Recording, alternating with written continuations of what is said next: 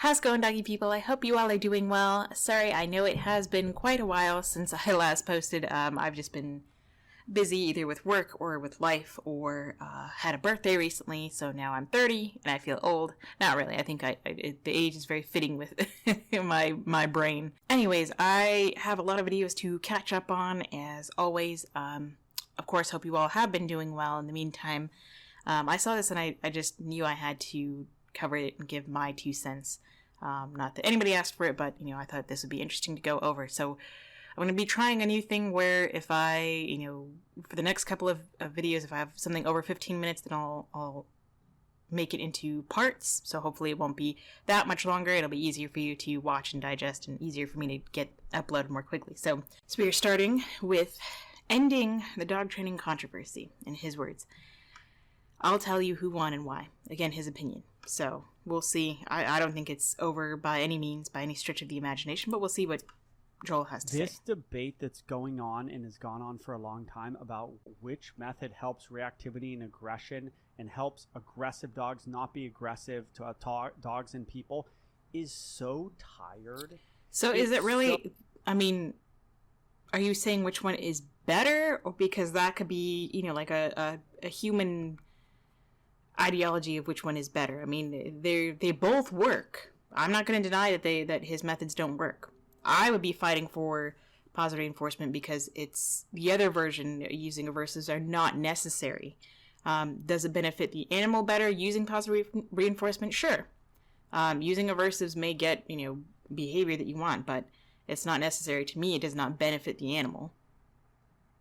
So easy.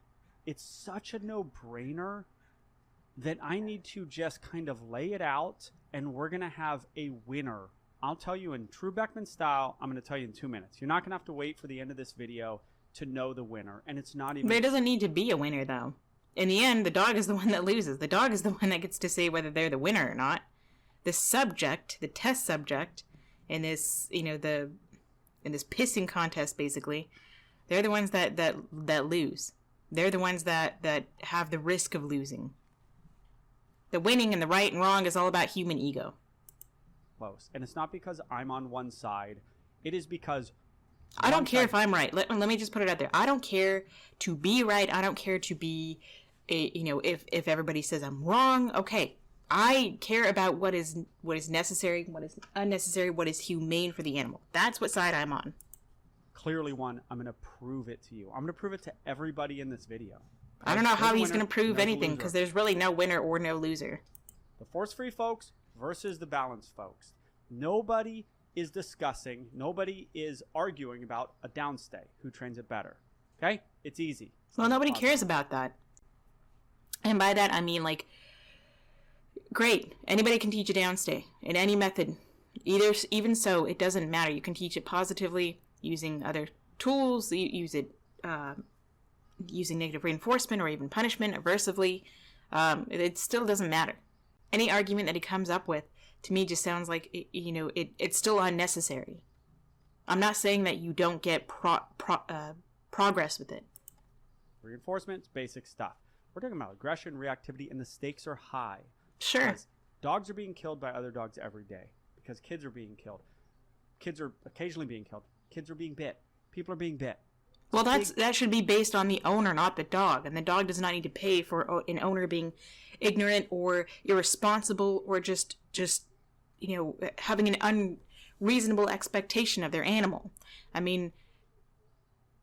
For a dog to bite, they have to be put into that situation by humans. It doesn't mean that animal needs to pay. And I work with reactive dogs all the time. I work with dogs that have had a bite history, dogs that are at risk of a bite history, dogs that have punctured people. All of these, and I never have used aversives with them. And I always tell people not to, because I know what happens when you do, because it's basically putting a Band-Aid over it. You stop that reaction, that response, that emotional response based off of fear, most likely, from, the cases I've seen and studied and whatnot. But when you take away the animal's ability to communicate in the way they know how, and they've been forced to, they're basically screaming at you, get away from me, with that barking and lunging and snapping in the air. When you don't listen and they bite, it's been a human who has failed them leading up to it. That doesn't mean it's the end of the world. I'm there as proof I'm there to help people counter condition that response and give that dog the ability to have consent and teach other people to respect an animal's boundaries. People are being bit. It's a big deal. People need to know, the viewers on YouTube need to know who to watch, what methods to follow, what methods to watch, what channels to watch. I disagree with that. I think that people need to know how to read a dog properly. I think people need to know how to understand body language and cutoff signals and calming signals, what a lip lick means, what whale eyes mean, what a closed mouth means, what a high stiff tail means, pinned ears if the dog is looking away, moving away, if they allow you to come into their space. And yes, they allow you. Just because it's furry does not mean it's consent. Animals have just as much consent as anything else out there. We just don't ever allow it. Just because the owner says you can pet the dog, read the dog. Watch their body language. Do they actually look like they want you to pet them? They have their own ability to give and take away that consent at any point. Even your own pets. That's what we need to be teaching people. How to be respectful, especially the kiddos. Teach them that, look, just because you see a cute fluffy animal, we can't always run up and pet them because we can scare them. I mean, even as an adult, I would love to pet every dog I see, but obviously I don't because I have respect for the animal's boundaries. Of course, I have respect for the owner's boundaries. Even if they say it's okay, I still won't pet a dog or go up to say hello with my own pet or other pets. If that dog or animal looks like they're uncomfortable in the situation. That's what we need to be teaching people. Not, I don't care. You should watch whomever you want to, and you should make your own decision. I don't, of course, I personally, in a free world, don't recommend watching people like him or anybody who uses these tools. I might recommend like Kiko Pup or Grisha Stewart or Zak George even, or Training Positive or Sophia Yin or all these other positive reinforcement trainers out there.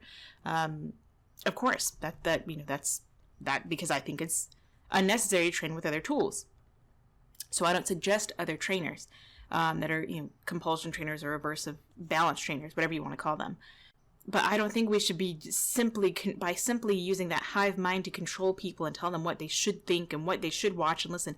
That is just brainwashing. And it is brainwashing in his favor because it's his ego and what he thinks, and he thinks he's right. It's not about right and wrong. It's really not. There is no winner or loser here because the only one that pays is the dog. So that they can help their own dog at home. High stakes stuff. This isn't a small thing. He acts like every owner out there has like a dog that is ready to rip someone's face off and get into a lawsuit. If you have that, you cannot help your own dog. I mean, maybe you can, but you need to hire professional help. In some cases, a veterinary behaviorist that has a master's degree, has a doctorate, has these degrees in animal science and animal medicine even, and they understand on the very complex level of an animal how to help you, where a regular dog trainer, even if they're certified or not, may not be able to help you. Someone needs to win and someone needs to lose. And that's his opinion because he's a human. He has an ego. He's competitive. Nobody needs to do anything. There's no absolutes in life, dude. Right now, who has won this debate, which in his opinion talked about before, just in the middle of a video. I've never made a total video on this, so I want to do it right now. Here it is. The Balanced Folks, which I'm a part of, Upstate Canine, Dog Daddy, Robert Cabral, Standard Canine. We're all a part of. I think those are all not even balanced. They're all compulsion trainers in my mind. Just absolutely not anyone that I would ever trust with my dog in a million years. And the force-free folks. He was going to say positive reinforcement or positive, only or positive purely maybe, but he said force-free. He doesn't name anybody on that side. I'm assuming it's Zak George, because all these other people on his side have reached out to Zak because he's talking about the nonsense. He's calling it out for what it is. And good for him for doing that. And you know what? He ignores them. He doesn't care to go on their stupid podcast or go and do a head-to-head on a challenge or anything like that. He ignores it. He said himself, I'm paraphrasing that, he's not going to give attention to those people because there's no point in it. I mean, really, he's not going to waste his time to convince those who are dedicated to misunderstanding him, which is good on him. That's exactly what would happen. He'd be talking to a brick wall and they would all gang up on, it doesn't matter. Balanced folks have won, and it's not even close. So because he has not responded to you, you won. Okay. I'd say he's won. No response is a response, and a very powerful one. He has a lot more self-control than you do, and even I do. Okay, I will even say that, anybody who can say all this stuff, and just put out their opinion, whatever, and have people coming at them in the thousands, I'm sure, in his comments and whatnot, saying, hey, these people are challenging you, they're challenging you, blah, blah, blah, blah. And for him to just be able to ignore it, more power to him. Did we win because I only believe in my methods? Yeah. Well, in your opinion, you won because of that. I don't think you did. I think you still lost, and you're just confusing people more. And it's not about winning and losing. You only care about your ego, and you only care about winning. You don't care about what's best for the animal. And whatever. No. We have won because actually, the other side never showed up to the fight. The fight. So then, that's a cheap way to win. If you did, if you want to believe that you won, that's a cheap way to win because the other person, by just default, look, it's not that he didn't show up. He chose not to. Because you're not worth his time. And now you're all in a tizzy about it, and you're saying that you won and blah, blah, blah. You can boast yourself all you want to. You can believe what you want to. You still seem like the losers, in my opinion. Game is YouTube. Is a video medium, long-form medium. No, I think the game is helping owners out there. Again, he sees it in one way and pretty much one way only. He has a filter. It's all about the numbers. It's about this. It's about that. It's about ego and your status and your title. And who I think he's talking about, Zak George, is about the health and wellness and happiness of the dogs and the owners. Put a dog on there, show it in a reasonable period of time being trained, and then at the end of the video show it being better, show it being... What is your reasonable amount of time? So you create the challenge, you create all the rules and the limitations to it, which is not realistic because it doesn't help the dog. And then if somebody doesn't do it according to your challenge, whatever, then they lost. What is a reasonable amount of time to you? Because that can differ from any other, 10 other different trainers. And that doesn't matter because the dog themselves may need more or less time.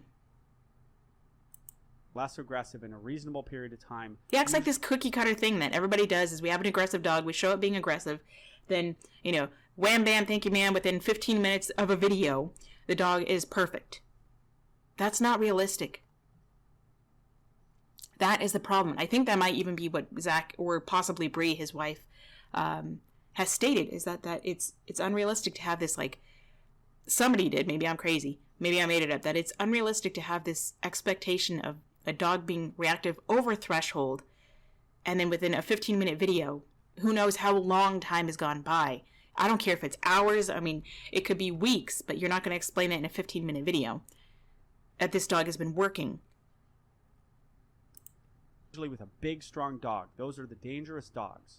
Okay? No, small dogs are also just as dangerous. Those are the dangerous situations. The force-free folks never showed up. They don't have the videos.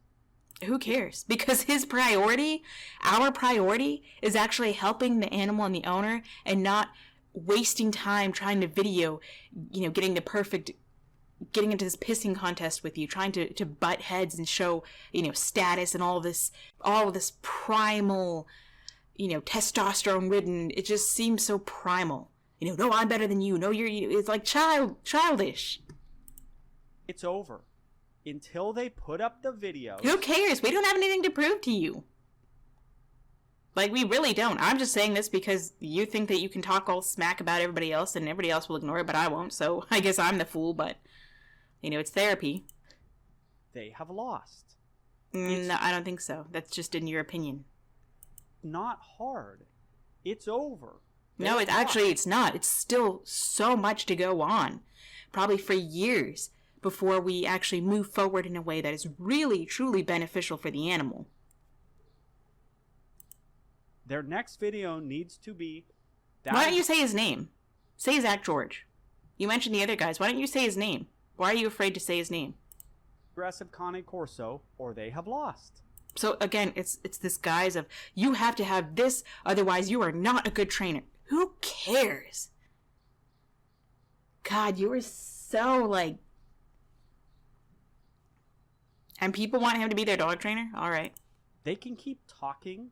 They can keep training their dog, their own dog in their own house, and talking. Say his name, Zak George. Video on YouTube. They can keep doing that, but Why do you care? They can't be talking about us and the Sure guys and the girls who are standing in front of that aggressive dog, because that single parent needs answers and she doesn't want to give up her dog. Well, then she put that dog in that situation. She has to own up to it. She has to be held accountable. Enough people don't hold the human accountable. I don't care what your intentions are. The dog does not care what your intentions are. They care what you do. They care about what they've learned. They care about how you're making them feel in that moment. I'm going to end this here, and I'm going to do a part 2, so that way, I can hopefully finish up this video in a timely manner.